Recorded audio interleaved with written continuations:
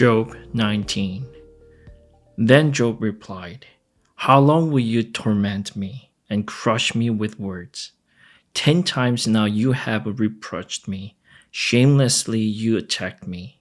If it is true that I have gone astray, my error remains my concern alone. If indeed you would exalt yourself above me and use my humiliation against me, then know that God has wronged me and drawn his net around me. Though I cry violence, I get no response. Though I call for help, there's no justice. He has blocked my way so that I cannot pass. He has shrouded my path in darkness. He has stripped me of my honor and removed the crown from my head. He tears me down on every side till I am gone. He uproots my hope like a tree. His anger burns against me. He counts me among his enemies. His troops advance in force. They build a siege ramp against me and encamp around my tent. He has alienated my family from me. My acquaintances are completely estranged from me. My relatives have gone away. My close friends have forgotten me. My guests and my female servants count me a foreigner. They look upon me as a stranger. I summon my servant, but he does not answer, though I beg him with my own mouth. My breath is offensive to my wife. I am loathsome to my own family. Even the little boys scorn me.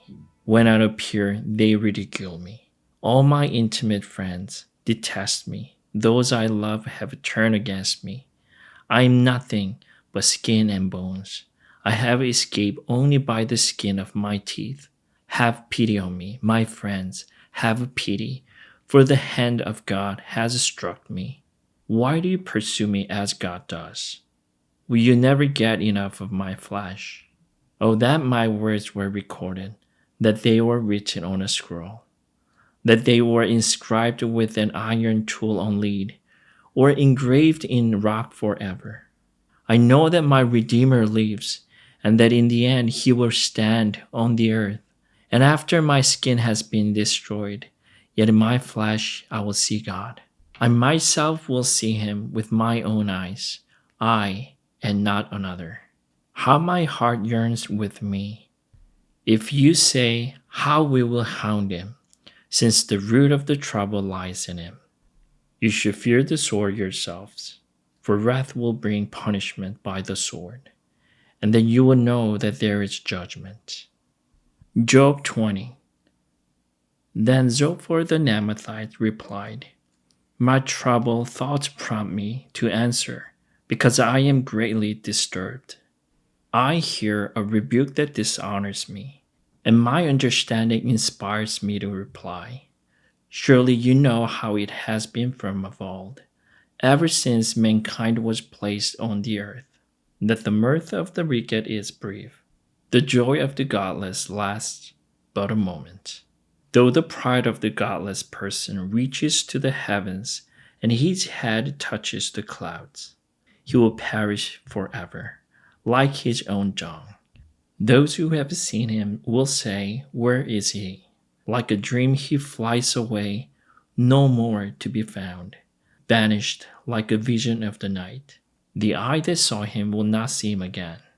His place will look on him no more. His children must make amends to the poor. His own hands must give back his wealth. The youthful vigor that fills his bones will lie with him in the dust.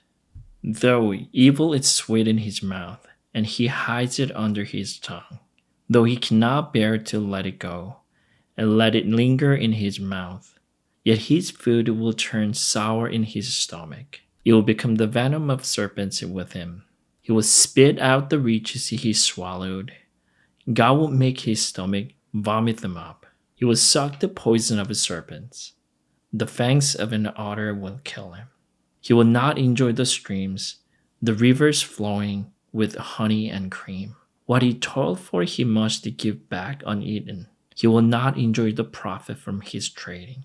For he has oppressed the poor and left them destitute. He has seized their houses he did not build. Surely he will have no respite from his craving. He cannot save himself by his treasure. Nothing is left for him to devour. His prosperity will not endure. In the midst of his plenty, distress will overtake him. The full force of misery will come upon him. When he has filled his belly, God will vent his burning anger against him and rain down his blows on him. Though he flees from an iron weapon, a bronze-tipped arrow pierces him. He pulls out of his back the gleaming point out of his liver. Terrors will come over him. Total darkness lies in wait for his treasures. A fire unfanned will consume him and devour what is left in his tent. The heavens will expose his guilt. The earth will rise up against him. A flood will carry off his house, rushing waters on the day of God's wrath. Such is the fate God allots the wicked, the heritage appointed for them by God. Job 21. Then Job replied, "Listen carefully to my words. Let this be the consolation you give me. Bear with me while I speak, and after I have spoken, mock on. Is my complaint directed to a human being? Why should I not be impatient? Look at me and be appalled. Clap your hand over your mouth. When I think about this, I am terrified. Trembling seizes my body.